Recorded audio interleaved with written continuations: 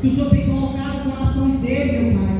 O Senhor tem colocado, Senhor Jesus, para ele estar falando, não, sobre a nossa vida, meu Deus, colocando, Senhor Jesus, essas palavras em prática, porque é o Senhor que tem direcionado a vida dele aqui, meu Pai. Cubra ele com o teu sangue e o teu poder, a tua graça e a tua glória, Jesus. Eu te peço, Pai, desde já, eu te agradeço, em nome do Senhor Jesus.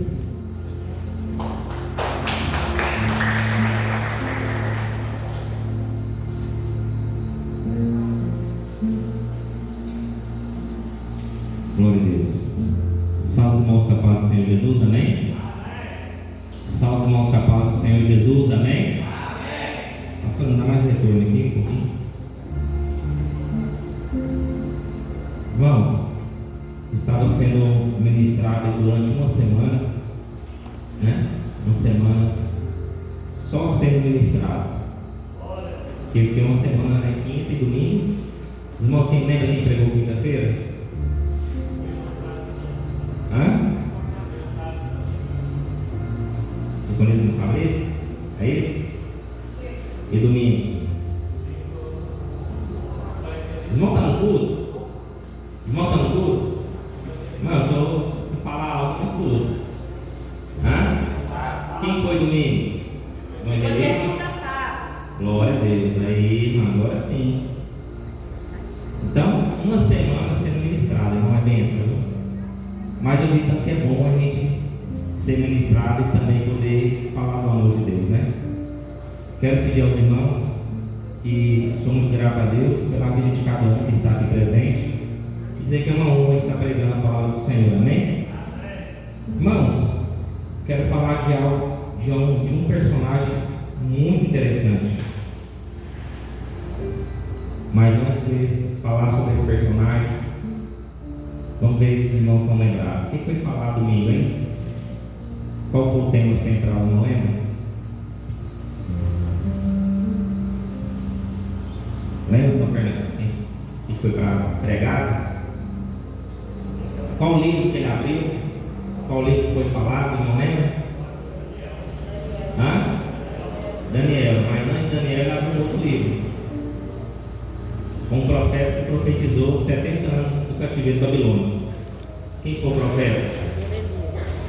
Hã? Jeremias. O profeta Jeremias profetizou que o povo ia ser cativeiro de 70 anos. Foi isso ou não foi? Foi. Tá vendo? Eu estou bom de memória ainda, hein? Juízes, capítulo de 3. Eles não estão lembrando nem de domingo, vou nem perguntar de quinta, né? Só está de folga, né, Varão? Tá no médico, né? Amém. Ah, é verdade, Varão. Quinta-feira você estava na missão, né? Não estava em outra missão, né? Irmã Luzia, não ri não, irmã Luzia. Você riu, outra pessoa ri também. Tá de SAMU? Tá fazendo serviço de SAMU, Varão, quinta-feira? Amém. Irmãos, os irmãos que não estão no culto,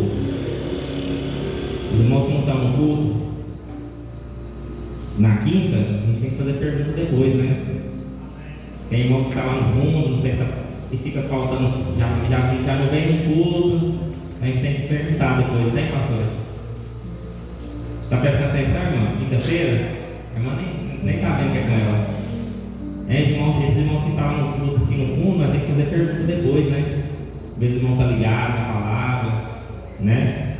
Juízes, capítulo 3. É você mesmo, irmão. Estou desligado mesmo. Está desligado mesmo. O irmão encontrou os juízes? Amém. Aonde ficam os juízes? No Antigo Testamento. É no Novo Testamento? Não. No Antigo, né? Amém. Fica antes de que livro?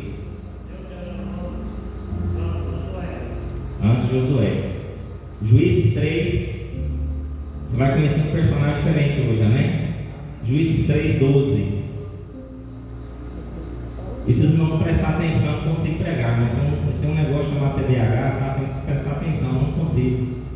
Amém? Quem tem esse negócio aí? Quem tem esse negócio aí? Irmão William tem também, eu sei. Minha sogra também tem. Tem. Eu acho que quase todo mundo tem esse negócio, né? Mas amém. Juízes 3:12. Vamos ler o texto? Como é que Deus tem para hoje? Porém, os filhos de Israel tornaram a fazer o que parecia aos olhos do Senhor. Então o Senhor esforçou a qual nome? Eglon, rei dos Moabitas, contra Israel, porquanto fizeram o que parecia mal aos olhos do Senhor. E ajuntou consigo os filhos de Amon e os amalequitas, e foi e feriu a Israel, e tomaram a cidade das palmeiras. E os filhos de Israel serviram a Eglon, rei dos Moabitas. 18. Preste atenção, irmãos. Vai ser uma leitura extensa, mas aí eu quero chegar no objetivo aqui, depois eu vou explicando, para ficar melhor para entendimento. Então os filhos de Israel clamaram ao Senhor, e o Senhor lhes levantou um libertador. Quem é o nome do libertador? Eude. Tem um acento. Eude, filho de Gera, benjamita, homem canhoto. Ele era homem canhoto. Então é os canhotos aí, né? Não é os destros, é os canhotos. Glória a Deus por isso, que eu sou canhoto, com excedência. E os filhos de Israel enviaram pela sua mão um presente a Eglon, rei dos Moabitas. A igreja está dispersa, irmão. Tem que estar ligado no que eu estou dizendo aqui, porque senão a gente prega e você não entende. E Eude fez uma. O que Eude fez? Uma espada de 2 fios, do comprimento de um côvado, e cingiu por debaixo de suas vestes a sua coxa direita. E levou aquele presente a Eglon, rei dos Moabitas. E era Eglon muito gordo. Está vendo? É uma informação importante, guarda isso. E sucedeu que, acabando de entregar o presente, despediu a gente que trouxeram o presente. Porém voltou do ponto em que estão as imagens de escultura ao pé de Gilgal e disse: tenho uma palavra secreta para ti, ó rei. E este disse: cala-te. E todos os que lhe assistiram saíram de diante dele. Amém? Só até aqui, depois a gente vai lendo e explicando mais. Os irmãos se assentem, glorificando o nome do Senhor, pois ele é digno de honra e de glória. Irmãos, preste muita atenção aqui. Vamos falar de Eude hoje. Eude foi o segundo segundo juiz de Israel. O primeiro juiz de Israel é chamado de Otiniel. Lembra de uma mensagem que eu trouxe de Axa, casa com Otiniel? Os irmãos lembram? Axa era filha de quem? Axa era filha de quem? De Caleb. Axa era filha de Caleb. Otiniel era sobrinho de Caleb, porque Caleb tinha um irmão, e o pai desse irmão de Caleb, era o pai de Otiniel, então era sobrinho de Otiniel. Preste atenção. Então casou Axa com Otiniel, e Deus levantou Otiniel para ser o primeiro juiz de Israel. Pastor, por que Deus levantou Otiniel para ser o primeiro juiz? Porque quando Josué morre, eu já expliquei isso aqui, mas eu vou relembrar os irmãos novamente. Quando Josué morre, não tinha sucessor, não tinha ninguém para suceder. Moisés já deixa organizado, arquitetado. Deus escolhe Josué como sucessor de Moisés. Então Moisés praticamente treinou Josué para ser o sucessor. Mas Josué, quando Josué morre, o texto diz, a Bíblia nos dá uma informação que não tinha sucessor. Deus teve que agir de uma forma rápida, porque Deus, ele precisava de levantar outra pessoa. Tem horas, tem momentos na nossa vida que Deus precisa agir rápido, e Deus vai escolher alguém que esteja posicionado na presença dele. E quem era essa pessoa? Otiniel se levantou: estou disponível para fazer aquilo que Deus permitir. E Deus levantou Otiniel como o primeiro juiz de Israel. E quando Otiniel ele morre, a Bíblia diz que Israel volta a praticar os mesmos erros. O texto vai dizer aqui. O que me chama a atenção aqui, que enquanto Otiniel estava vivo, Israel estava fazendo a vontade de Deus. Uma coisa me chama a atenção: Israel estava ligado ao homem e não ao Senhor. Permita-me fazer uma observação aqui. Se Otiniel estava vivo, Israel caminhava com Deus, Israel estava firmado em quem? Uma pergunta que eu estou fazendo para vocês aí. Se Otiniel estava vivo, Israel fazia a vontade do Senhor, seguia, orava, buscava, se consagrava, era firme com o Senhor. Quando Otiniel morre, isso demonstra que a igreja de Israel estava firmada em quem? Em Deus ou no homem? E o homem um dia morre? Ou ele vive para sempre? Nós não devemos firmar em homens, devemos firmar no Senhor, em Jesus Cristo de Nazaré, aquele que é o nosso modelo, é Jesus. Quando você firma no homem, se o homem cai, você cai. Se o homem desliza, você desliza, porque você está firmado no homem. Mas Otiniel, a Bíblia diz, o texto vai trazer uma informação, que a terra sossegou por durante 40 anos. 40 anos teve paz em Israel, e o povo foi oprimido pelos seus inimigos durante 8 anos.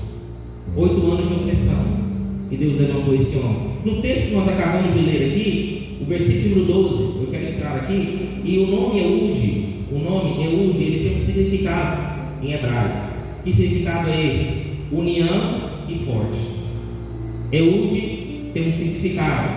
Qual é o significado? O significado de união e forte. Então era um homem poderoso, era um homem forte, e ele era de uma tribo. Depois a gente vai falar sobre isso mais à frente. Vamos ler o versículo 12, que a gente vai explicando para que os irmãos vão entender de uma forma mais complementar. Porém, os filhos de Israel, acompanhe comigo na Bíblia, vamos ter a leitura bíblica para você gravar isso aqui. Porém, os filhos de Israel preste atenção, tornaram a fazer o que parecia mal aos olhos do Senhor. Se eles tornaram a fazer, é porque eles voltaram às suas práticas. A palavra do Senhor é para confrontar o ser humano. A palavra de Deus, que ela é ministrada, quando ela é trazida de uma forma de Deus, ela confronta o pecador com o seu pecado. Israel, nós percebemos que Israel não havia sido transformada pelo poder da palavra de Deus, porque quando Otiniel morre, a Bíblia vai dizer que os filhos de Israel tornaram a fazer, então eles voltaram às suas práticas. Então eu entendo aqui nesse texto que Israel não havia se arrependido. Enquanto nós não nos arrependemos, quando a gente peca, quando a gente tem um deslize na nossa vida, a gente volta a fazer o que a gente fazia antes, porque não houve em nós um arrependimento. Quando a pessoa se arrepende, ela volta a praticar os mesmos erros? Não. Ela volta a praticar os mesmos pecados? Não. Ela volta a ser quem ela era antes? Não. Então não houve arrependimento em Israel, sim ou não? Sim. E Deus quer o quê? O verdadeiro arrependimento. Então o povo não se arrependeu. Tem gente que chora, tem gente que ora, clama a Deus, mas simplesmente chorar resolve? Deus não quer choro, Deus quer arrependimento. Deus não quer uma mudança superficial, Deus quer uma mudança radical e profunda de mim e de você. É isso que Deus quer. Deus quer mudança de caráter, mudança de comportamento, mudança de atitude. Tem gente que fala muito, vou mudar, vou melhorar, vou ser uma pessoa melhor, mas volta a fazer o mesmo erro. O que é mais importante? Palavras ou obras? Palavras é uma coisa, obra, eu posso muito bem falar que eu vou mudar, mas se meu comportamento e minhas obras não mudam, eu vou demonstrar que eu mudei? E Deus não quer isso. Então, Israel, ele torna a fazer o que parecia mal, ou seja, Israel voltou para a idolatria, Israel voltou para a prostituição, Israel voltou para o pecado, Israel abandonou a Deus, não colocou Deus no centro, Deus não era o principal, Deus não era o primeiro. Então, primeira coisa que eu quero entender, que os irmãos entendam, Israel não se arrependeu. Guardou isso? E a Bíblia vai dizer: porém os filhos de Israel tornaram a fazer o que parecia mal aos olhos do Senhor. Então o Senhor, preste atenção nesse item aqui, se você tiver um papel, uma caneta, vai grifando aqui que é importante. Então o Senhor esforçou a Egrom. Em algumas traduções vai dizer que Deus, alguma Bíblia tem alguma Bíblia diferente aí? Fortaleceu. Sua Bíblia está diferente aí, pastor? A sua Bíblia é diferente?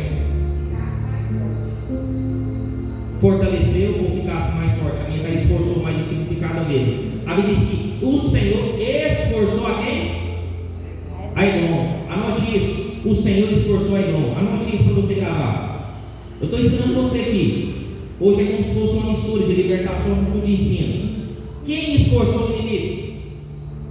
Quem deu força para o inimigo, igreja? Quem? Ah, é o diabo. É o diabo que é forte, é o diabo que é poderoso. É o diabo. Quem que deu poder para o inimigo? Está na Bíblia? Está na sua Bíblia? A Bíblia diz que o Senhor esforçou, o Senhor fortaleceu, o Senhor deu poder para quem? Para Eglon, para o inimigo. Por quê? Tudo tem um significado, tudo tem uma explicação dentro da Bíblia. O Senhor esforçou Eglon, rei dos Moabitas, contra Israel, porquanto fizeram o que parecia mal aos olhos do Senhor. O próprio texto já explica o porquê o Senhor fortaleceu o inimigo. Por que Deus fortalece o inimigo? A resposta está no próprio texto. Por quê? Leia o que você leu aí no texto. Por que Deus fortaleceu o inimigo? Por que Deus deu força para o inimigo? Porque fizeram o que parecia mal aos olhos do Senhor. Quando nós fazemos aquilo que é mal aos olhos do Senhor, Deus permite coisas acontecerem na nossa vida. Deus dá força para o inimigo, para você entender que você depende da presença de Deus. Não é o inimigo que é forte, é Deus que é poderoso. É Deus que dá força para o inimigo. É Deus que permite o inimigo ir lá na nossa vida e nos provar. Quem permitiu? O Senhor. Está vendo que às vezes você passa coisas que não era para você passar? Por quê? Falta de posicionamento. Deus permite o inimigo como forma de disciplina, como forma de correção, como forma de aprendizado, para que o povo venha se arrepender dos seus pecados e das suas obras. Deus vai permitir o inimigo entrar na sua vida, irmão, para trazer mudança em você. As portas vão se fechar, é Deus permitindo, para trazer em você um coração voltado para Deus, porque você se esqueceu do Senhor. O povo aqui voltou a pecar, o povo aqui voltou às suas práticas, o povo aqui esqueceu de Deus, começou a adorar os outros deuses, a Balaão, a Asterá, a outros deuses diferentes, esqueceu de Deus, esqueceu da presença de Deus. Então Deus vai permitir coisas acontecer na nossa vida. A gente vai fazer coisa que não vai dar certo. Ah, o diabo se levantou. Ah, será que eu fiz alguma coisa que não agradou a Deus, irmão? Preste atenção no que você está fazendo. Será que o que você tem feito tem agradado o Senhor? Tem agradado o coração de Deus? Deus vai permitir coisas acontecer na nossa vida. E não é o diabo, é o Senhor que está permitindo. É Deus que está permitindo, como forma de correção. Olha isso daqui. E esforçou Eglon, rei dos Moabitas, contra Israel, porque fizeram o que parecia mal aos olhos do Senhor. Olha o 13, lê o 13. E ajuntou consigo os filhos de Amon e os amalequitas, e foi e feriu a Israel, e tomaram a cidade das palmeiras. Preste atenção aqui. E ajuntou consigo os filhos de Amon. Eglon era rei dos Moabitas, só que Eglon não agiu sozinho. Olha o texto, você tem que prestar atenção no texto. Eglon não agiu sozinho, ele se ajuntou com quem? Com dois outros povos. Qual o nome deles? Amon e os amalequitas. Agora vamos entender um negócio aqui. O que era Amon? Você sabia que Amon, se eu falar para você o que ele é parentesco, você vai se espantar agora? Amon era parentesco, vinha da linhagem, da genealogia, sabe de quem? De Ló. Quem era Ló? Sobrinho de quem? Sobrinho de quem? De Abraão. Lembra das filhas de Ló que se deitou com ele? Tinha duas filhas, a mais velha e a mais nova. A mais nova, quando ela se deita, ela dá origem a Amon, aos filhos de Amon, que vai ser os amonitas, depois lá na frente. Então Amon tinha um parentesco com Israel, era da linhagem de Ló, de Abraão. O que eu quero trazer para vocês? Eles tinham briga, eles não tinham o mesmo foco, o mesmo objetivo, e o inimigo se ajuntou com outro inimigo, chamado Amalequitas. e feriu a Israel e tomaram a cidade das palmeiras. Preste atenção num negócio aqui. Você viu que o diabo não age sozinho? O que o diabo tiver de munição para atacar você, ele vai fazer. Sabe por quê? Porque o diabo reconhece o tamanho do Deus que você serve. O diabo vai com tudo, meu irmão. Você pode perceber que se eu for ler juízes aqui, vários outros juízes, o diabo se levantou contra eles. 2, 3, 4 reinos contra um reino só. Tem uma passagem que é 3 reinos contra um. Na época de Gideão, levantou 3 reinos, Midianita, Amalequita e os povos do Oriente. 3 reinos contra um. Então o diabo ele vai atacar com força total para destruir a sua vida. O diabo não está para brincadeira, meu irmão. Vamos parar de brincar de ser crente. As coisas espirituais é sério. Tem gente que está brincando com as coisas de Deus. As coisas espirituais é sério. Se você cair, tem vezes que não dá tempo de levantar. Aleluia. Aquele que cai, vigia. Aquele que está de pé, vigia para que não caia. Se você está de pé hoje, se você tem a presença de Deus hoje, continue de pé, continue se fortalecendo em Deus. Olhe para Deus, olhe para Cristo, olhe para o Senhor. Tem gente que está olhando para o lado e está esquecendo da vida. Olha aqui, irmão. 3 reinos contra um reino. E tomaram a cidade das palmeiras. O que é a cidade das palmeiras? Cidade das palmeiras é uma cidade muito importante para o povo de Deus. Sabe qual é a cidade das palmeiras? Cidade de Jericó. Quando eu falo em Jericó, você lembra de quem? Pastor, lembra da música. Vem com Josué lutar em Jericó, Jericó. Jericó é uma cidade, quem tomou ela? Pastor, foi Deus. Mas quem era o líder? Quem era o líder? Jericó é uma cidade que com mão forte, com mão poderosa, os muros eram indestrutíveis pela mão de Deus. Foi destruído. Jericó foi destruído pela mão de Deus e o povo tomou conta daquela cidade. E olha aqui, irmão, por causa de um vacilo, por causa de pecado, por causa de falta de posicionamento, o inimigo foi lá e tomou a cidade de Jericó, uma cidade importante para o povo de Deus. Sabe o que o inimigo quer? Todas as conquistas, tudo aquilo que você conquistou com Deus, o diabo quer tomar. O diabo quer tomar a sua vida, sua família, sua empresa, seu carro, sua casa. Brinque com Deus, brinque com o diabo, brinque com as coisas de Deus, continue brincando. Quando você perder tudo, você vai entender, rapaz, eu estava brincando mesmo. Não sabia que o negócio era assim. Porque tem gente que está brincando. Sobe no altar de qualquer jeito, não ora, não consagra, não jejuma, sobe de qualquer jeito, sobe no pecado, achando que está tudo certo. Uma hora Deus vai tocar, uma hora o negócio pega, irmão. Jericó é uma cidade que foi destruída pela mão de Deus, o inimigo foi lá e tomou. Guarda isso que eu estou falando. O diabo quer tomar tudo aquilo que você construiu e conquistou com Deus. É um alerta de Deus. Olha aqui que você vê. Versículo número 15. Agora que eu vou entrar no texto que eu quero. Então os filhos de Israel clamaram a quem? Clamaram a quem? Ao Senhor. Ao Senhor. Olha aqui, antes de ler o 15 ou 14. Olha o 14. E os filhos de Israel serviram a Eglon, rei dos Moabitas, por quanto tempo? 18 Quanto tempo? 18 anos. Quanto tempo mais você vai demorar para se posicionar com Deus? 18 anos. Demorou 18 anos para o povo clamar a Deus. Demorou 18 anos para o povo se posicionar com Deus. Quanto tempo mais vai demorar para você se posicionar com Deus? Quanto tempo mais vai demorar para você dar o braço a torcer e reconhecer que Deus tem que ser o primeiro na sua vida? Quanto tempo mais vai demorar? Que mais você vai ter que perder para valorizar a presença de Deus na sua vida? O povo demorou 18 anos para clamar a Deus. A chave está aí.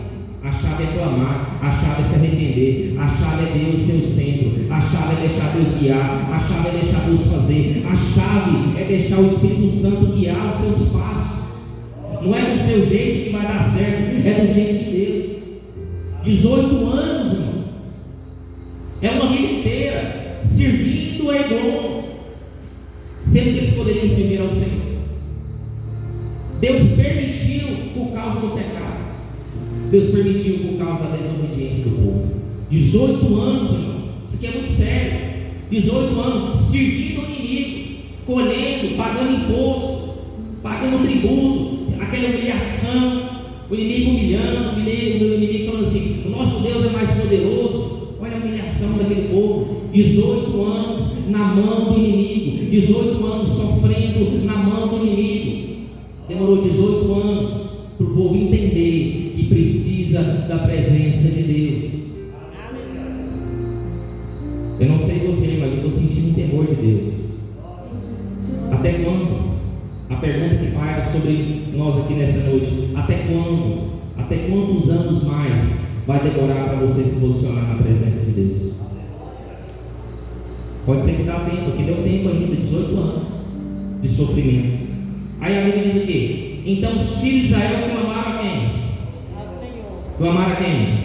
Ao Senhor. Tem gente aqui que já era para estar melhor. Tem gente aqui que já era para estar cheio do Espírito Santo. Tem gente que era para estar com uma patente melhor, que era para estar mais usado, que era para ser mais instrumento, mas porque não se posiciona com Deus, porque não dá lugar para a presença de Deus, não reconhece, fica lutando com Deus, fica brigando com Deus. Irmão, enquanto você estiver lutando com Deus, não vai dar certo. Quer um exemplo? Olha você, lutando com o povo de Israel, é um povo cabeça dura. Lembra que esse povo cabeça dura? Vou dar só as referências, depois você lê na tua Bíblia, na tua casa. Juízes 3:8. Serviu 8 anos o inimigo. Quanto tempo? 8. Juízes 4:13. Nós acabamos, Juízes 3:14. Nós acabamos de ler. Quanto tempo o inimigo dominou sobre Israel? 18. Em Juízes 4:3, o inimigo subjugou Israel por 20 anos. Em Juízes 6:8, foram 7 anos de julgamento do inimigo. Em Juízes 10:8, eles serviram o inimigo 18 anos. E para fechar com chave de ouro, Juízes 13:16, sabe quanto tempo o povo serviu o inimigo? Que é para bater o recorde, Guinness Book, 40 anos. Pastor, por que serviu 40 anos? Porque a Bíblia diz que eles fizeram o que parecia mal aos olhos de quem? Senhor. Tem gente que não aprende. Tem gente que conhece Deus, vem para o culto, dá glória a Deus, dá aleluia, fala que se arrepende, mas segunda-feira, terça-feira está pecando de novo. Está no erro de novo, está na cachaça, está na bebida, está na droga, está na prostituição, está fazendo tudo errado. Tem gente que não aprende. Tem gente que, Deus tem pessoas que vai demorar 7, 8, 10, 15, 18, 20, tem gente que vai esperar 40 anos para mudar. Faz o cálculo da sua idade, você consegue chegar até 40 anos? Pastor, você nem se eu chego de 5, do jeito que eu estou, sei nem se 5 anos eu consigo. Quem dirá 40? Faz uma reflexão hoje. Tem gente que está morrendo para clamar a Deus. Eles clamaram ao Senhor, e a Bíblia diz que Deus é tão misericordioso que enviou o quê? Um libertador chamado Eude. Chamado Eude, filho de Gera, benjamita, homem canhoto. Olha aí, olha as referências. Ele era um homem canhoto. Você sabe o que significa homem canhoto? Aquele que era improvável. Porque quase todo mundo era destro, mas Deus chamou alguém que era diferente. Deus chamou você, você era diferente. Deus olhou para você e a graça do Senhor te alcançou. Deus olhou para você e Deus diz: eu vou te usar, eu vou te usar como instrumento, eu vou te usar como ferramenta, eu vou te usar para libertar a tua casa, a tua família, os teus parentes, os teus amigos. Eu vou te usar. Eu vou usar aquele que não é para confundir o que é. Glória a Deus. Paulo diz que Deus pega as coisas fracas para confundir os fortes. Deus pega os loucos para confundir os sãos, os inteligentes, os sábios. Deus faz aquilo que é impossível acontecer. Deus pegou alguém improvável, alguém diferente, alguém que nasceu não no berço cristão, nasceu pobre, mas Deus escolheu ele. Deus escolheu ele, o libertador. Olha que interessante. E ele era da tribo benjamita. Ela é da tribo de Benjamim. Quem é da tribo de Benjamim? Você sabia que vieram pessoas importantes da tribo de Benjamim? Você sabia que a tribo de Benjamim era a menor tribo?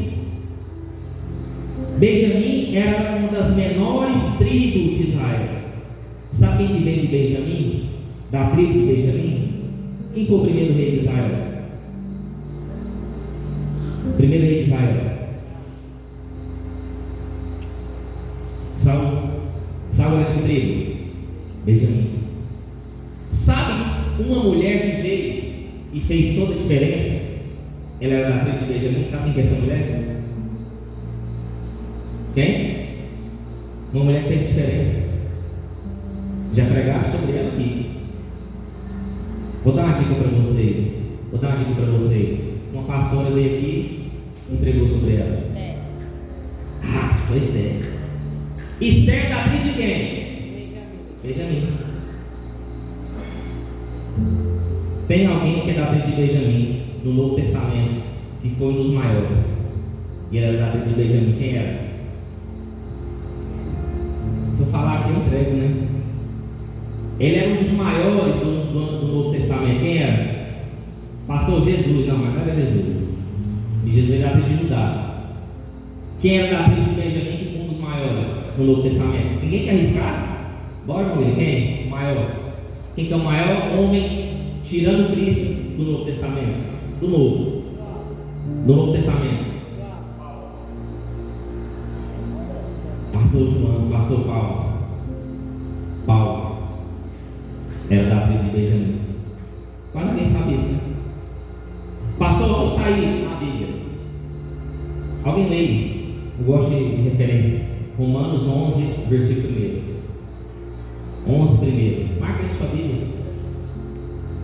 Vou confirmar para você. A Bíblia diz que ele era um homem canhoto. No contexto que nós estamos aqui, a mão direita simbolizava força, poder, autoridade, destreza. E como que um canhoto vai ter isso? É pela presença de Deus que Deus vai destacar ele. É pela coragem que ele tinha, é pela determinação que ele tinha. Deus não nos escolhe por capacidade, Deus não nos escolhe pelo tamanho, Deus não nos escolhe pela força, Deus não nos escolhe pela velocidade, Deus não nos escolhe pela agilidade, Deus não nos escolhe pela inteligência. Mas Deus escolhe improváveis. Deus escolhe quem Ele quer. Os mistérios de Deus às vezes não podem ser revelados. Então Deus escolheu Eude, um homem canhoto, para fazer não a vontade dele, mas para fazer a vontade do Senhor. Alguém quer ler Romanos? Leia. Digo, pois, porventura rejeitou Deus o seu povo? De modo nenhum, porque também eu sou israelita, da descendência de Abraão, da tribo de Benjamim. Da tribo de quem? De Benjamim. Aí a tribo que ele era. Vieram homens pequenos ou grandes da tribo de Benjamim? E a Bíblia diz que era a menor tribo. Deus escolhe os pequenos para fazer grande. Não é você que é grande, não é você que é poderoso, não é você que é o melhor, é Deus na sua vida que faz todas as coisas. Glória a Deus. Amém, igreja? Amém. Vamos lá, vamos continuar aqui, que a mensagem está boa, andar? Glória a Deus. A Bíblia diz que Eude era canhoto, e os filhos de Israel enviaram pela sua mão um presente a Eglon, rei dos Moabitas. Anote esse nome, presente. Anote aí, presente. Anote presente, você vai lembrar. O que é um presente? Presente é um tributo. Presente é um imposto. Porque, vou explicar algo para você aqui. Quando uma cidade era subjugada pela outra, pagava imposto. Qual que era a cidade que estava subjugando Israel? A cidade dos Moabitas. Eglon, o rei dos Moabitas, não é isso? Então Eglon tinha que pagar imposto para Eglon. Tinha que pagar imposto para o rei, tinha que pagar o tributo para o rei, o que o rei mandava. Então a cidade menor pagava imposto para a cidade maior. Entendeu até aqui? Então Israel, por 18 anos, pagava imposto do rei. Esse detalhe de presente é um imposto que nós, Israel, pagava para o rei. Guardou isso aí? 18 anos pagando imposto, 18 anos fazendo aquilo que não era para Israel fazer. Aí eu quero perguntar algo para você: precisava de Israel pagar 18 anos de imposto para o seu inimigo? Se Israel tivesse posicionado? Precisava? Ou por que até hoje você ainda paga imposto? Por que até hoje você serve ao pecado?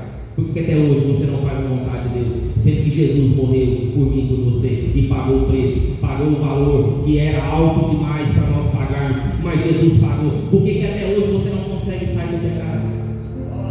Sendo que o imposto, o preço já foi pago na cruz do Calvário. Pastor, mas eu não consigo, não dou conta. Eu já sei a resposta. Você ainda não deixou Deus dominar a sua vida. Glória a Deus. Você ainda não deixou Deus governar a sua vida. Você não deixou ainda o Senhor ser Senhor da sua vida. Enquanto Deus não for o governo, enquanto Deus não tiver domínio, enquanto Deus não for a liderança na sua vida, você não vai conseguir abandonar e largar o pecado. E quando Deus governa na sua vida, Ele não faz o seu querer, Ele faz o querer dele. Você não faz a sua vontade, você faz a vontade dele. Sabe quando Paulo diz: estou crucificado em Cristo? Paulo está dizendo: eu não vivo mais segundo a minha vontade, eu não vivo mais segundo os meus desejos, mas eu vivo conforme o desejo e a vontade do Senhor. Tem gente que está pagando imposto até hoje, boleto, coisas que não era para pagar mais, porque ainda não virou a página da vida, ainda está no pecado, ainda está fazendo aquilo que é errado. Vai estar pagando imposto, irmão. O imposto Jesus já pagou. Por que você está pagando imposto ainda? É forte isso aqui. Tem gente que está acomodada, tem gente que esfriou, tem gente que está deixando acontecer. Ah não, amanhã eu começo a orar. Ah não, amanhã eu começo o propósito. Ah não, amanhã eu começo a ler a Bíblia, pastor. Está igual a academia, né? Segunda-feira eu começo, pastor. Aí chega segunda-feira, não, na segunda-feira eu começo. Aí na segunda-feira eu começo. A gente nunca começa aquilo que Deus planejou na nossa vida. Por quê? Tem outras prioridades. Qual é a prioridade para você hoje? Vamos lá? Os filhos de Israel enviou pela mão um presente a Eglon, rei dos Moabitas. Enviou para quem? Nas mãos de quem? De Eude. E Eude fez uma espada de 2 fios de comprimento e um côvado e cingiu debaixo das suas vestes a sua coxa direita. Olha aqui, irmão. Quando Deus ele escolhe alguém, aquela pessoa é preparada. Quando Deus escolhe você, Deus te prepara. Deus dá sabedoria, Deus dá estratégia para você. A Bíblia diz que Eude ele foi preparado, sim ou não? Ele foi preparado para quê? Para destruir o inimigo, para matar o inimigo. Esteja preparado quando Deus te chamar. Primeira coisa que eu entendo, Eude era um homem preparado. Por quê? Porque ele mesmo fez uma espada de comprimento de um côvado e cingiu. O que é cingiu? Ele colocou debaixo das suas vestes a sua coxa direita. Olha que interessante. Deus vai dar estratégia e sabedoria para você construir a arma que vai destruir o inimigo. Vou dizer para você de novo. Deus vai dar estratégia e sabedoria para você mesmo construir a arma, a ferramenta para destruir o seu inimigo. Mas tenha posicionado, esteja preparado quando Deus te chamar. E Eude fez uma espada. Olha aqui, comprimento de dois fios, do comprimento de um côvado. Mais ou menos essa espada tinha 38 ou 40 centímetros de comprimento. E ele colocou aonde? Debaixo da sua veste. Qual lado da coxa? Direito. Agora eu quero te fazer uma pergunta. Pastor, mas o soldado não revistava? Por que não achou a espada? Não é isso? Você vai entrar diante de um rei. Não tem que fazer uma revista? Não tem que olhar se está armado? Não é uma ameaça para o rei? É igreja? É ou não é? Por que não revistou? Revistou ele. Mas não achou a espada. Por quê? Porque quando alguém está com a mão direita, ele põe a espada na coxa esquerda. É invertido. Olha aqui.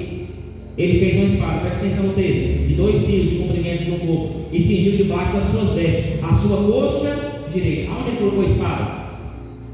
Igreja, aonde ele colocou a espada? Qual lado da coxa? Direita. E quando alguém é destro, coloca a espada na coxa esquerda. Ele era canhoto. Deus sabia ou não sabia? Deus sabe de tudo que vai acontecer antes de acontecer. Por que Deus escolheu Eude? Porque Eude, ele tinha determinação, ele tinha tudo aquilo que Deus precisava, ele tinha coragem, ele tinha determinação, ele tinha posicionamento, e ele era canhoto. Ele não iria revistar o lado direito, revistou o lado esquerdo, não achou nada, porque o homem era canhoto. Olha a estratégia de Deus. Ele era canhoto, então ele colocou a espada na mão direita, na coxa direita. Você vai entender. Versículo 17. E ele levou presentes a Eglon, rei dos Moabitas. E era Eglon um homem muito gordo. Vai para a mão do seu lado. Você cuida do tempo do Espírito Santo. Está vendo? O que adianta você orar, buscar, jejuar, não cuidar do seu tempo, não cuidar do seu corpo? Você vai conseguir suportar aquilo que Deus. Se Deus falar assim, dá uma corrida daqui até ali. Não, tem gente que não pode, não. Chegar ali já pode chamar o SAMU. Não consegue. A partir de hoje, preste atenção, está na Bíblia, viu? Eu não estou levando, não estou colocando direta para ninguém, está na Bíblia que eu estou pregando aqui. A partir de hoje, não cuida do corpo, do templo do Espírito Santo de Deus, porque Deus precisa do seu corpo para fazer a obra dele. Porque quanto mais você cuida do seu corpo, mais qualidade e tempo de vida você tem para trabalhar no Senhor. Precisa de mais alguma coisa? Você tem que pensar em Deus, você tem que pensar na obra de Deus. Deus precisa de você, você tem que estar bem, você tem que estar com saúde. O rei era o quê? Parado. O rei comia muito, obeso. Olha que interessante, não vou falar isso aqui não, isso aqui é o foco não é esse. Olha o 18. E sucedeu que, acabando de entregar o presente, despediu a gente que trouxeram o presente. Então ele despediu o povo. Olha o 19, preste atenção. Porém, voltou do ponto em que estão as imagens de escultura ao pé de Gilgal e disse: tenho uma palavra secreta para ti, ó rei. Pausa aqui, para aqui. Olha que interessante. Segunda qualidade de Eude. Ele viu o pecado, mas não se acomodou com o pecado. Tem gente que vê o pecado, tem gente que vê coisa errada. Ah não, depois Deus muda, não fala nada, fica calado, não dá uma palavra. Irmão, Deus não está se agradando disso aí.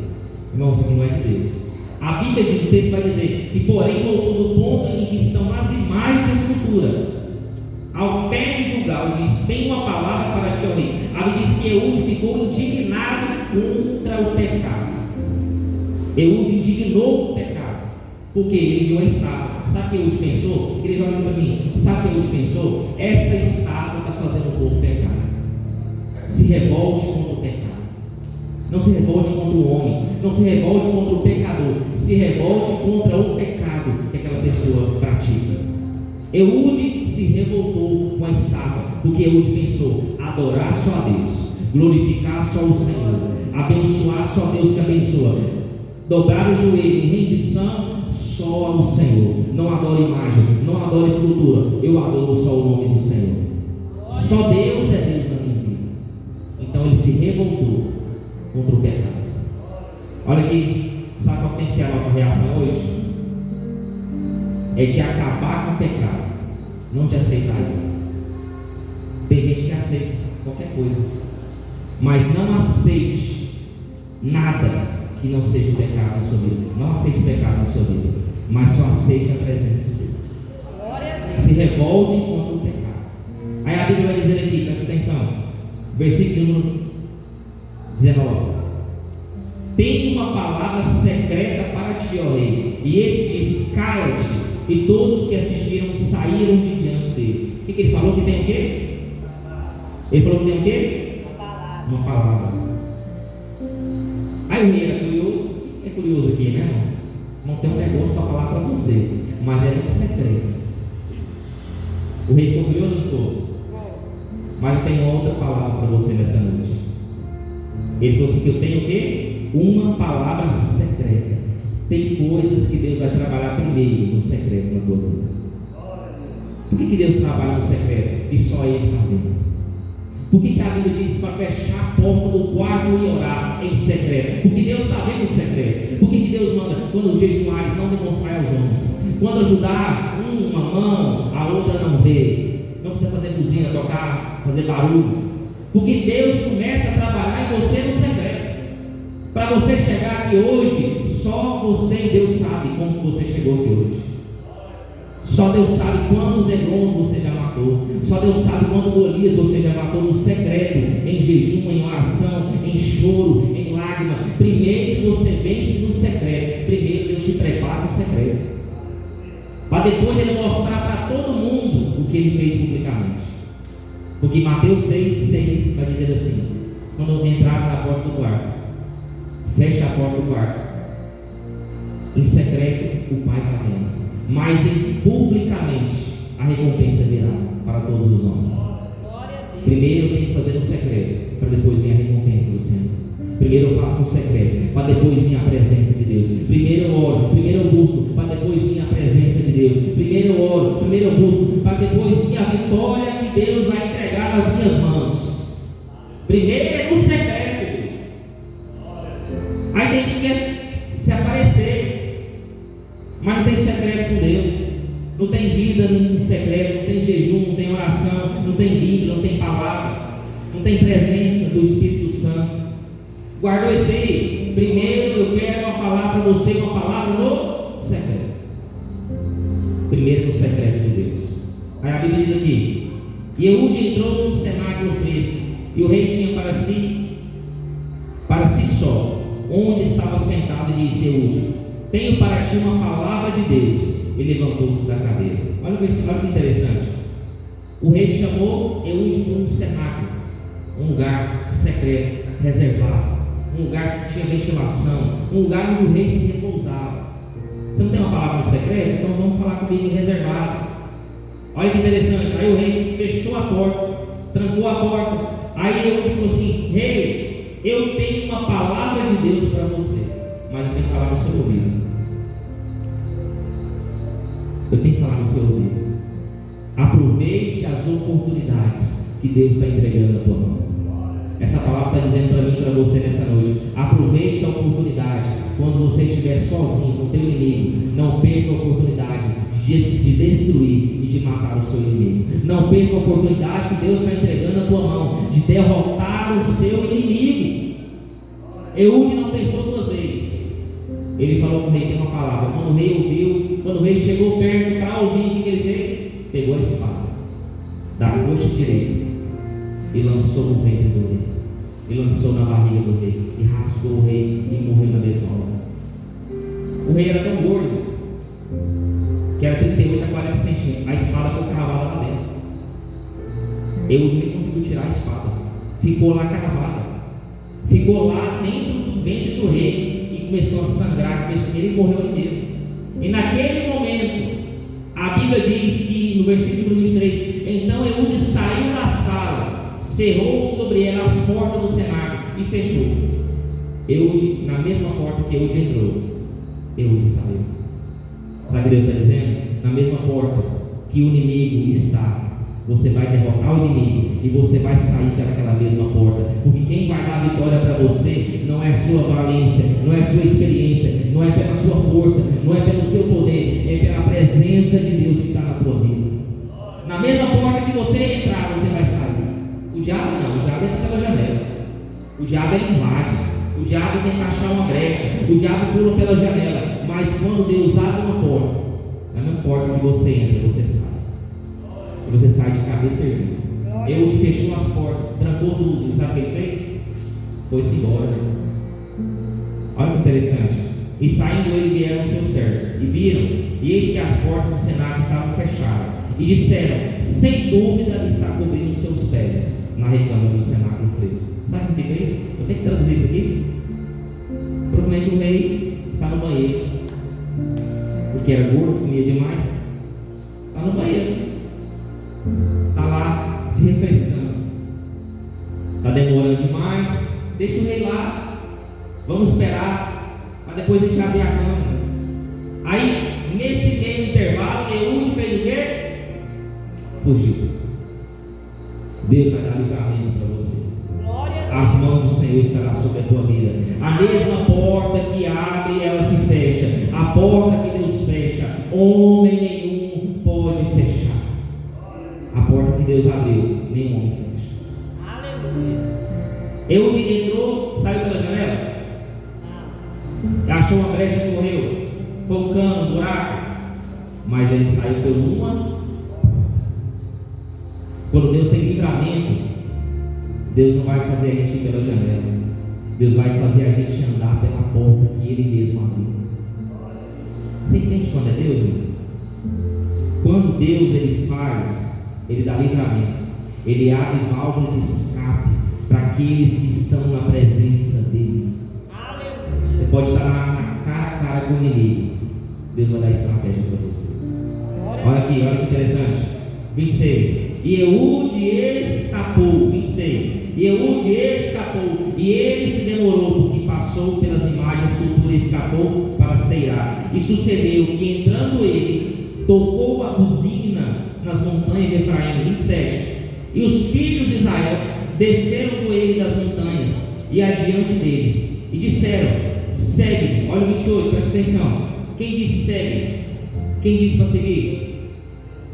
Irmão, quem disse para seguir? Quem que é o homem que nós estamos falando? Eude disse: segue-me, porque o Senhor tem dado o vosso inimigo, os moabitas. Presta atenção aqui no texto. Ele disse o quê? Ele fugiu, ele saiu fora, e ele encontrou com quem? Ele encontrou com quem? Com seus companheiros. Ele encontrou com quem? Com outros filhos de Israel. Ele tocou a buzina. O que é tocar a buzina? Ele deu o alerta, ele deu o sinal. Quando Deus trabalha, Ele dá um sinal, Ele mostra alguma coisa, Ele faz alguma coisa, Ele tenta falar conosco, mas tem gente que não escuta o que Deus está falando. A Bíblia diz que quando o inimigo foi morto, a Bíblia diz que quando Eude saiu fora, ele tocou a buzina como um sinal de alerta. Quando eles escutaram, eles se reuniram. Quem estava comandando? Quem estava liderando? Eude. O que eu aprendo com isso? Ande com pessoas que sejam determinadas igual a você. Ande com pessoas que têm a mesma fé que você. Ande com pessoas que somam na tua vida, que têm o mesmo Deus, que têm a mesma experiência, que têm a mesma capacitação, que foca em Jesus Cristo. Porque tem pessoas, irmão, que estão andando com a gente que ela não é de Deus. Tem pessoas que estão andando com a gente com inveja, querendo que você caia, tentando achar uma brecha para você cair. Ande com companheiros de verdade. Ande com pessoas que são de Deus. Glória a Deus. A gente faz alguma coisa sozinho? Não. Igreja, a gente faz alguma coisa sozinho? Não. A gente precisa de pessoas para trabalhar. Eu faço alguma coisa sozinho aqui na igreja? Não. Eu preciso de gente. Eu preciso de pessoas. O corpo é uma engrenagem. O corpo trabalha mutuamente. Um precisa do outro. Um ajuda o outro. Quando Eude sai, toca a buzina, o que ele fala? Aí o 27, tocou a buzina nas montanhas de Efraim, e os filhos de Israel desceram com ele. Ele estava sozinho? Não. Ele matou ele. O mérito foi dele. A estratégia Deus deu. Mas ele estava sozinho? Quem sabe que Deus está ensinando para nós essa noite? Ninguém faz a obra de Deus sozinho. Nós precisamos de ajuda. Nós precisamos de companheiros. Precisamos de pessoas que somam para o reino de Deus. Você não faz nada sozinho, não, irmão. Deus nos criou para frutificar e multiplicar. Deus criou nós não para ser sozinho, não dá para só. O que Deus falou quando viu Adão? Não é bom que o homem viva só. Ninguém consegue fazer nada sozinho. Aqui o texto, vamos ler aqui. E disseram: segue-me, porque o Senhor tem dado o vosso inimigo. Quem que Eude engrandeceu? Senhor. Quem que Eude glorificou? Senhor. Quem que Eude exaltou? Senhor. Ele diz: o Senhor vai dar para nós o nosso inimigo. Sabe o que Eude está falando? Eu só vou descer lá, porque Deus vai na nossa frente. Eu só vou descer lá, porque Deus vai garantir para nós a vitória. Eu só vou descer lá, porque o Espírito Santo de Deus está comigo. Eu só vou descer lá, porque Deus está falando comigo, é para mim descer, e eu vou descer, e nós vamos triunfar sobre o nosso inimigo. Eude era um homem posicionado. Eude era um homem ligado e guiado pelo Espírito Santo de Deus. Sabe por que Eude desceu? Porque a presença de Deus foi com ele. Aleluia. Sabe quando você tem que encarar o inimigo? Quando você tem a certeza que Deus está com você. Encara o inimigo sozinho. Encara o inimigo sem Deus. Encara o inimigo sem a presença de Deus. Aonde você vai ficar? O que ele vai fazer com você? Mas se Deus estiver com você, se a presença de Deus estiver com você, qualquer inimigo, nada prevalecerá sobre a tua vida. Olha aqui, irmãos. Olha que interessante. E disseram: porque o Senhor tem dado os vossos inimigos na vossa mão, e desceram após ele, tomaram os vales do Jordão ao Moabe, e a nenhum deixaram passar. Deus vai permitir que nenhum inimigo sobreviva ao que ele fizer na tua vida. Nenhum inimigo Deus deixou passar. Todos morreram, todos foram aniquilados por Deus. Nenhum inimigo vai passar. Nada vai prevalecer contra a tua vida. Olha que interessante, versículo 29. E naquele tempo feriram dos Moabitas uns 10.000 homens. Quantos homens morreram? 10. Morreram 10.000 homens inimigos. Se que é inimigo, todos corpulentos e todos homens valorosos, e não escapou nenhum. Quando Deus faz algo, Ele faz completo. Deus não faz nada pela metade. Olha que interessante, para terminar o versículo 30. E assim foi subjugado Moabe naquele dia, debaixo da mão de Israel, e a terra sossegou quanto tempo? 80. Quanto tempo? 80. Nenhum outro juiz a terra sossegou tanto tempo como no tempo de hoje. O máximo de juiz que a terra sossegou foi 40 anos. Otineu foi 40 anos, Gideão também foi 40 anos. Mas nenhum outro juiz, a terra descansou por 80 anos. Sabe o que Deus está falando para você nessa noite? Eu tenho uma palavra liberada para você nessa noite. Se você quiser receber, levanta a mão para receber nessa noite. Levanta a mão para receber nessa noite. Deus está dizendo para você que vai chegar um tempo na tua vida de paz. Vai chegar um tempo de alegria na tua vida. 18 anos, 15 anos. Tem irmão que está lutando durante o pecado, durante 15, 20. Eu não sei o tempo que você está lutando. Eu não sei o tempo que você está pelejando. Mas Deus manda te dizer nessa noite que o tempo que você guerreou, o tempo que você lutou, Deus vai multiplicar, Deus vai triplicar o tempo de paz. 18 anos eles foram julgados pelos seus inimigos, mas Deus trouxe paz durante 80 anos para o povo dele, para o povo dele, para o povo dele, para o povo dele. Oh glória, oh glória, oh glória. Aleluia, eu sinto a presença de Deus aqui no nosso meio. Eu sinto a presença de Deus em nosso meio. Se você quiser glorificar, glorifique. Se você quiser exaltar, exalte a esse Deus. Vai chegar um tempo de paz, vai chegar um tempo de alegria, vai chegar um tempo de presença. Vai lutar, mas vai valer a pena. Cada choro, cada lágrima que você chorou na presença de Deus, vai valer a pena. Vai valer a pena quando você olhar e ver a maravilha que Deus vai fazer na tua vida. Oh glória, santo é o Senhor. 18 anos sofrendo, 18 anos subjugado, e Deus trouxe 80 anos de paz. Faz o cálculo aí, para 80, 18, Deus mais que triplicou. 62 anos. Você sabia que isso não é outro, irmão? Era discriminado naquele tempo. Quem é os canhotinhos? Você é canhoto, irmão? Nem eu sabia. Por quê, pastor? Todo mundo era destro. Você sabia que tem uma tribo? Presta atenção. Tem uma tribo que tem 700 canhotos na Bíblia, e eles eram tão agilidosos, eles eram tão perspicazes, que eles rodavam uma flecha, rodavam uma funda, não erravam um fio de cabelo. 700 canhotos guerreiros, está registrado no livro de Juízes. E sabe qual era a tribo deles? Qual era a tribo deles? Tribo de Benjamim. Sabia que a tribo de Benjamim quase foi extinta? que lutou com Israel.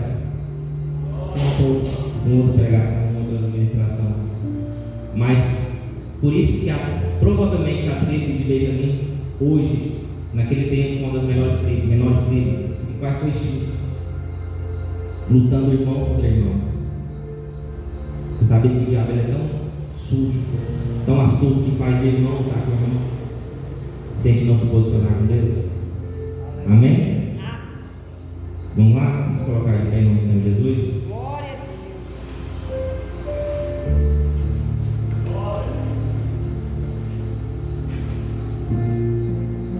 Está feliz com Jesus aí? Glória a Deus.